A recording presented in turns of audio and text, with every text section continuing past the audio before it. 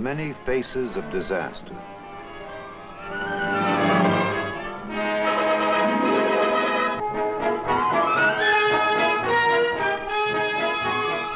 From this grim history, we learn about prevention, about relief, and most important, about the reactions of people under stress.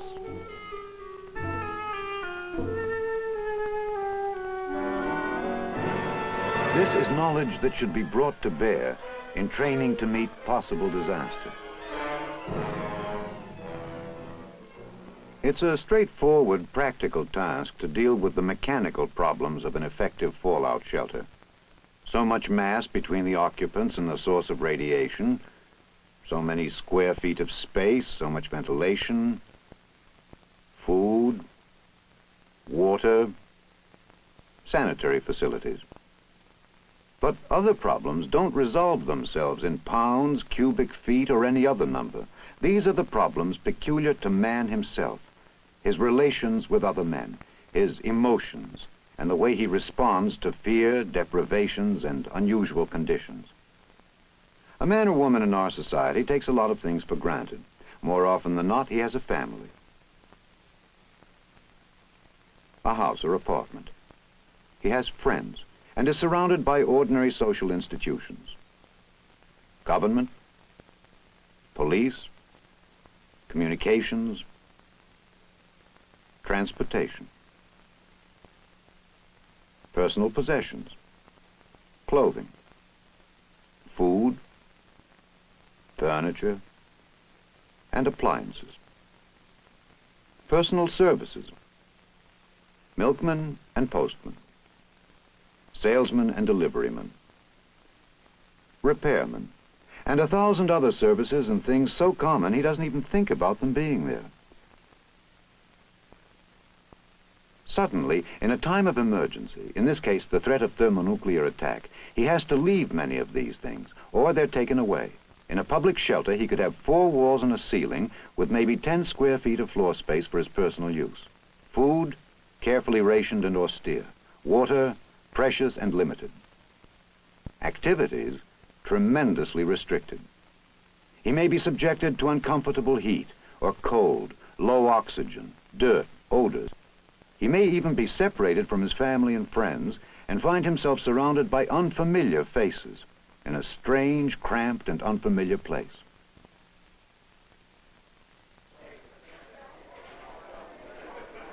In a real situation, he would also know the impact of the attack, the disaster itself.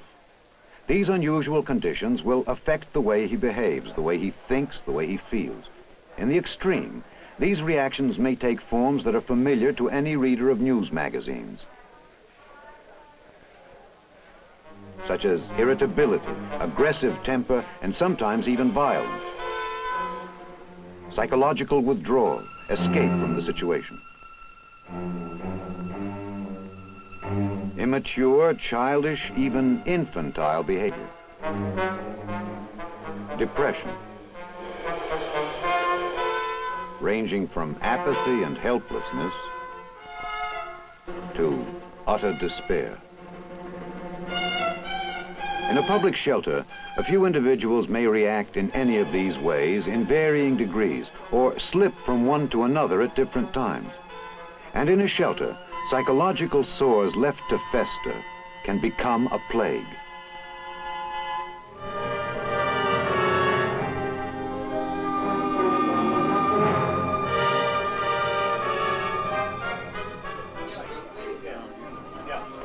Watch out. Fellas back there need any help? Right away. Can I help you?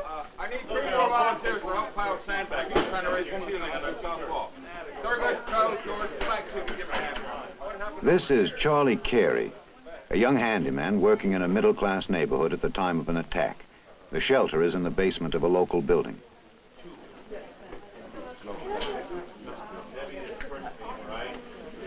Hey, you there. Do you have anything to do? Well, look, why don't you take these cots and these chairs and things, just clear up this front area, move it all over by the side wall, will you, boy? Yes, sir. Sir, Could you tell me, do you know where that bomb hit? I couldn't get home. My mother's home with a baby. I mean, my sister's baby. We'll clear all that up later, boy. Clear the area up now. We've got work to do. Excuse me here. How about you? You there, would you put one of those cots over here? Well, the other man said... Please, I need it. I'll get it. All right, watch it. Yeah, I'll check this out for you. You all right?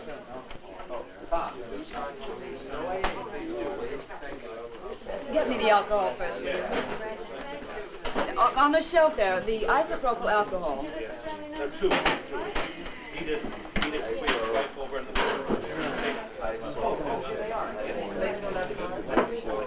Can't you read? I got Miss Bree. Helen, what happened here? Go downstairs. Oh, gosh, is it all right? I think she'll be there. Listen, as soon as you feel better, fill out there. And I left one for you, too, Helen. Okay? Hey, boy. How come you haven't cleaned up this area yet? Come on now, get with it.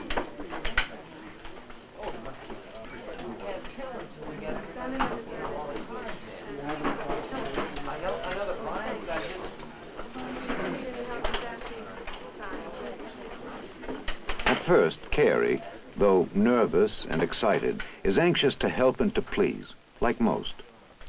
But by the end of the second day... Well, 123 bottles of soda pop and not one salami sandwich. We used to have fresh sandwiches sent out for the kids every Friday. Yesterday was only Tuesday. Now, I'd like to change that Go broadcast to jail, 2:30. or regularly jail. Do not pass coke, and that's $200. No, you don't understand. In gamma radiation, it's supposed to reduce itself by the power of 10. Say 100 Roentgens, then 10. But it hasn't. Well, that's because it's still falling. It's continuing Carrie, to rise. you sweep up tonight. Yeah, sure. Harry, you sweep up. I don't see anybody else around here breaking their back. But, Charlie, that's because we're more the intellectual type. Everybody does his share, Carrie. Everybody doesn't share of Gavin.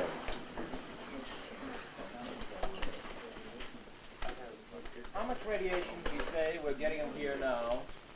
About 2 an hour, I'd say. Would you get right? Yeah, roughly. That turns your blood, doesn't it? What turns your blood, Charlie, huh? Radiation. Turns it to water. Where do you dig up these ideas, Charlie? That's not true, Charlie. Didn't you listen to the radiation lecture this Oh, afternoon? yeah, lectures. I'm too old for school. I never heard so much yak in all my life since I've been here. Especially from that fat blowhard Gerber. Gary, I think you ought to watch your mouth. There are women and children down here. If you're too old for school, why don't you act like it?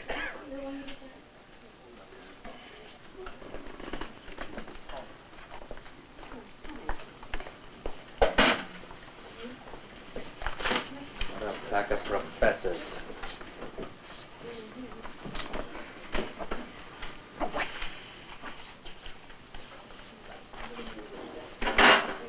Say, Tarzan, you know what would make us all feel a lot better, including yourself?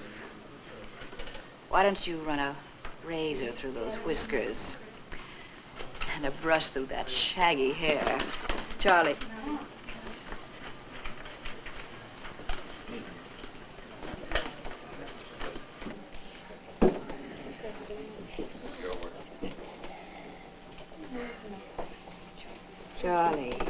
Charlie, I was only teasing. Now, are you worried about your mother and your sister? Here, do it now.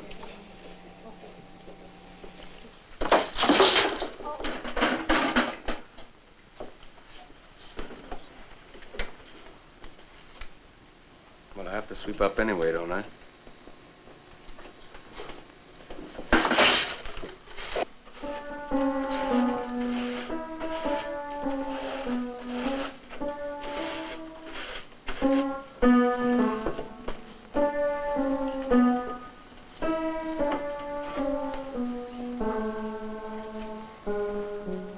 By the fourth day, boredom has set in.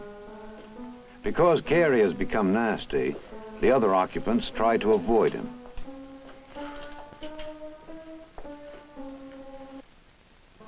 But real trouble starts that evening during one of those remember when conversations that are bound to spring up when people are confined.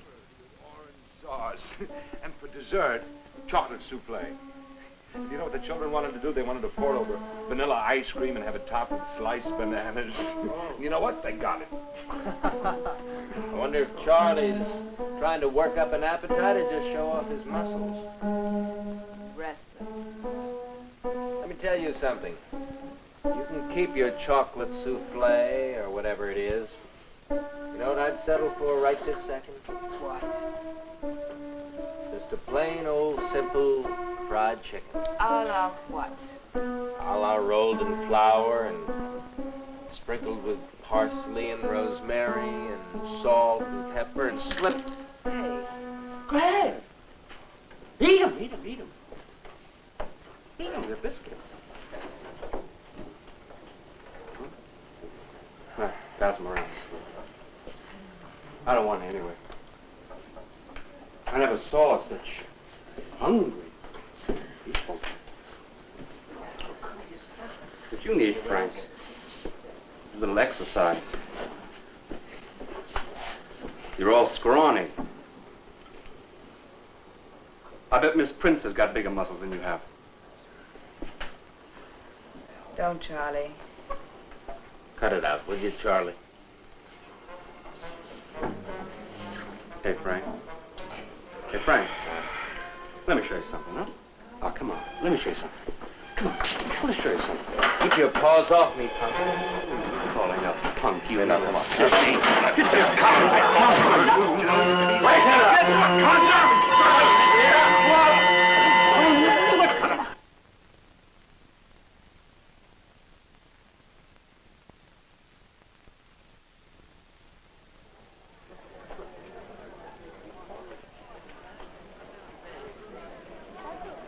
Tilford has a can of candy for his son. Can you imagine that? Private candy? Mary Dennis, age 51, unmarried, a bookkeeper for 32 years, now a shelter occupant. My feet are killing me. There's just the 2 sick ones left. I'll bring theirs over. Making a man sign his name for a cracker, you'd think we were handing out filet mignon.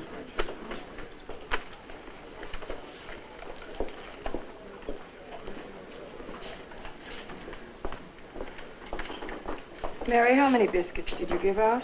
Need it for the supply recipe. Hold your horses. I'm new on the food rationing. I was uncleaning until this morning. Besides, we've got those sick ones to take care of yet. Well, how much will it be with that?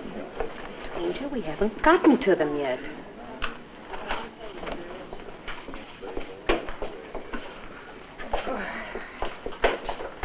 This is Tilford, my big supply lady. Oh. When I was at Allied Building and Supplies, she was under me. Couldn't keep accounts. Didn't have the heart to let her go, though, with her husband out of work all the time. And then behind my back, she's applying for a position at Farnham's and using me for a reference. Remember? Well, you know what Ben Farnham told her? He said, any girl that works under Mary Dennis has to be good. That's what I was thought of. She's my big supply lady. The way they run this place. Ben Farnham. I could have had a position there. You know, I think I'll run over and speak to Ben Farnham one of these days. Mary, Farnham's is in Middletown. It was here.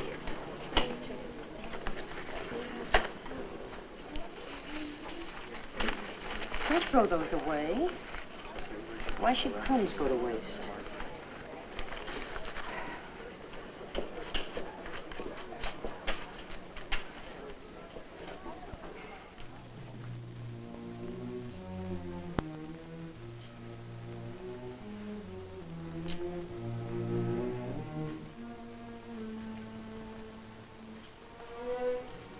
The hours passed. The questions about the attack, the fallout. And people try to keep themselves occupied when they can't sleep.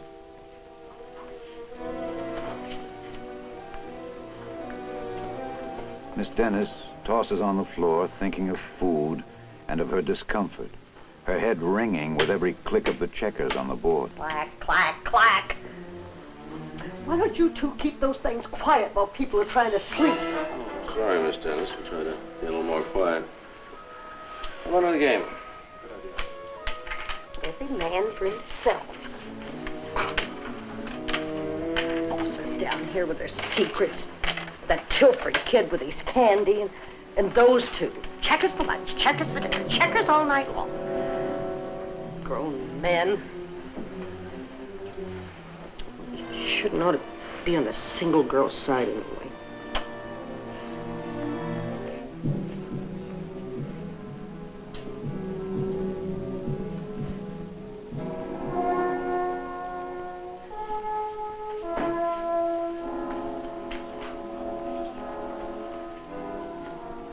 By the fourth day, Miss Dennis has become sullen, speaking only to whine and complain. She doesn't eat her lunch or dinner rations and refuses an invitation to play cards. Mary, how'd you like a game of bridge? Everyone has heard her displeasure, and some are uneasy under her testy gaze. But most of the occupants have fallen into a kind of routine and go about their business and their amusement. Anybody seen the checkerboard? Well, it must be around here somewhere. It couldn't have walked out of the shelter.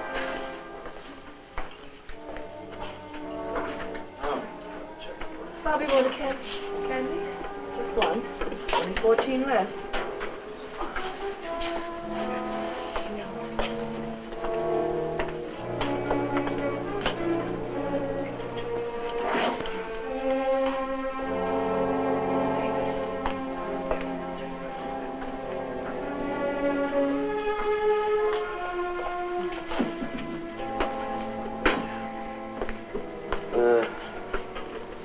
Miss Dennis, have you seen the checkerboard?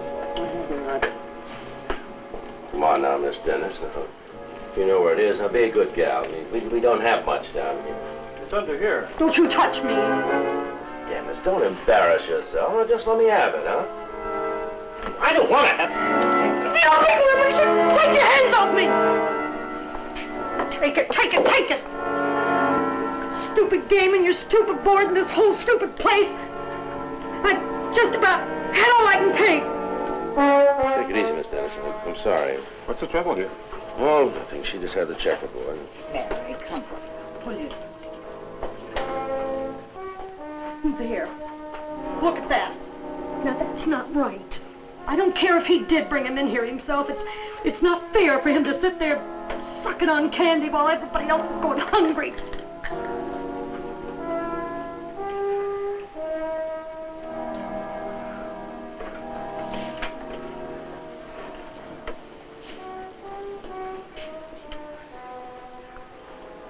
Here, Miss Dennis. You can have them. Get out of here! I don't want your old candy! I don't want anything! I just want to go home.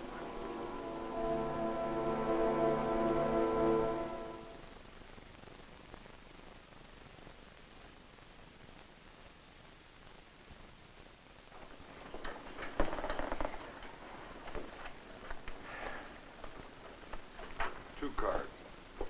No, three. I'm sorry, two. Arnold Sweet has been upset from the moment he entered the shelter. He has spoken to no one since the morning, except to ask the manager 4 or 5 times where his wife and child might be, a question that can't be answered yet. His tension has been obvious, and he's been wheedled and coaxed into a poker game with some of the other occupants. You know, they'd have been better off on a bicycle. Hey, you? Mr. Sweetie, your turn. Oh, I'm sorry. What is it, two? We both check. Oh, I passed. Two. Big plunges. I think I'll raise. 2 and 2 better. See that? And raise you 2. 6 to you, Joe. I'm out. Oh, I'll see it. I wonder if that Broadcast was about New York. Mr. Sweeter. Oh, I'll raise that. 2 more. That's... Oh, come on. What is this stuff? Where do you get off checking and raising? You're as bad as playing with my wife. I didn't mean to. I don't play much, I told you. I don't feel like playing anyway. I'm sorry. Oh, don't go there. Mr. Polk, you shouldn't talk to him like that. He's very Got the guy. Well, that's not a play. It's only a game, man. Can't help it. I know he's upset. We're all upset.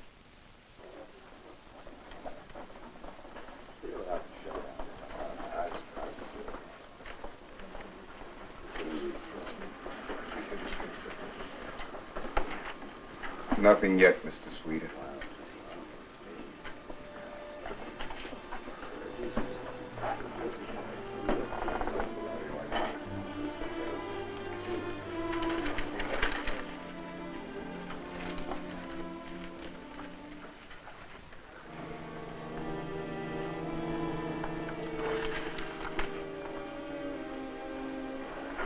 You shouldn't have let him upset you, Mr. Sweeter. Oh, that's all right. Can't keep my mind on anything. Crazy, isn't it? I mean, at home I'd be watching the TV now. I like to watch the TV when I come home at night. My papa's in bed. You know, I thought sure they'd be in that warehouse shelter over on Calvert Street, but they weren't on the list. Now I keep thinking to myself, what if they went to Medhurst, Grand Oak? You know, out there by the air base. Who knows? My head keeps going and going. My wife's kind of nervous, and Bobby's so scared of strangers. 5 years old. And he's a kid that likes his daddy. Well, I wouldn't worry about it now, Mr. Sweeter. Why, they're probably in the big courthouse shelter. We haven't got a list from them yet. I think half the town must be in there. I was thinking I might take a run over there. Don't you dare think that. There's radiation out there, you know that. And you just ought to lie down and try to get some rest. Get the information as soon as it comes. Mr. Sweeter hears and doesn't hear. And at night he doesn't sleep. He's hot and then cold.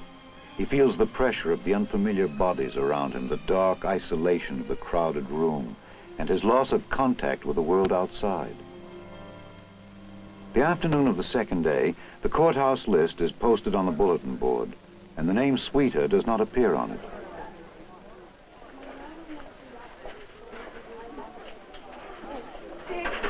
Dick, they're all right. They're all right. No other names? Well, is there another list? Not just yet. We'll be getting others later, Mr. Sweeter. Mr. Sweeter, can I get you a cup of coffee? How's it going? Hey, sweetie, you want to sit in for a while?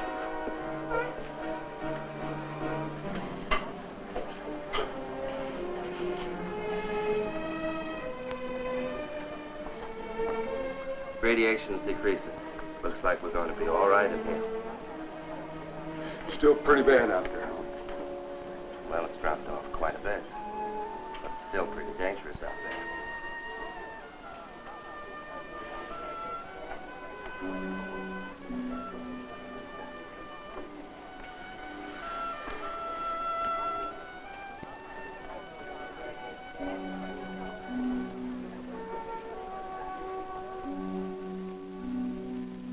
Late that afternoon, there is a power failure. The air becomes dank and humid. Activities are curtailed. 2 more lists have come in, and still no word for him. And she smiled as she passed me by. She looked so neat from her 2 bare feet to the crown of her nut brown hair. Such a winsome elf, I was ashamed of myself, for to see I was really there. From Bantry Bay up to Derry Quay, and from Galway to Dublin town. No maid I've seen like the brown Colleen. She's the star of the county down. As she onward sped, sure I scratched me head, and I looked with a feeling rare. And I says I, to a passerby,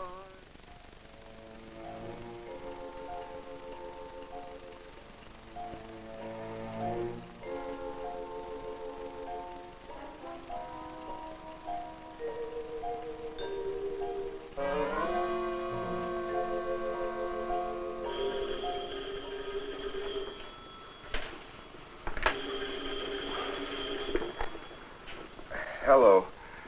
Shelter G73. Yeah.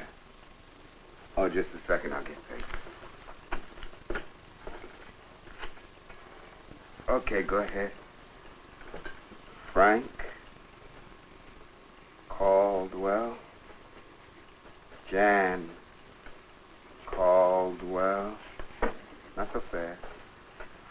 Francis Caldwell. Peter. If there are survivors in one fallout shelter, chances are there are many others in the same area. That's only logical. Door, Pro. How do you spell that?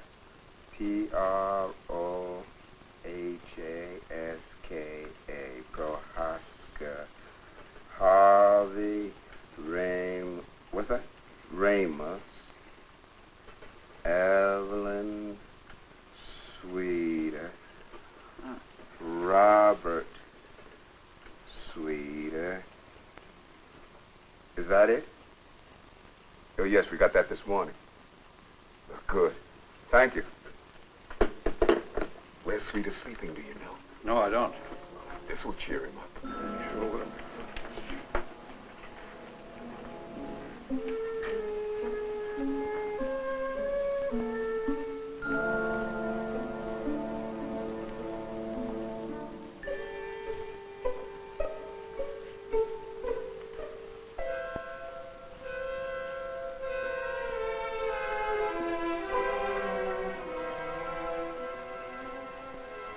Some negative reactions to living in shelters are to be expected and dealt with. How? Obviously, anticipation would come first, training people in advance of any disaster so that they would know what to expect and what they are expected to do.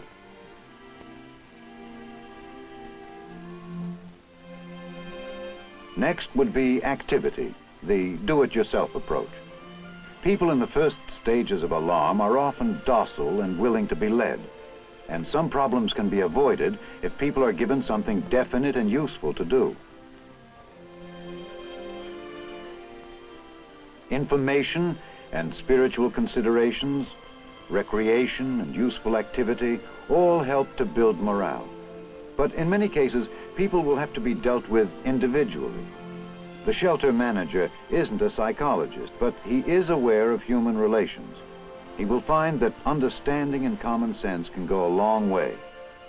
How could it have been prevented in the case of angry young Charlie Carey, or Mr. Sweeter, who escaped only into worse danger, sickness, and possibly death?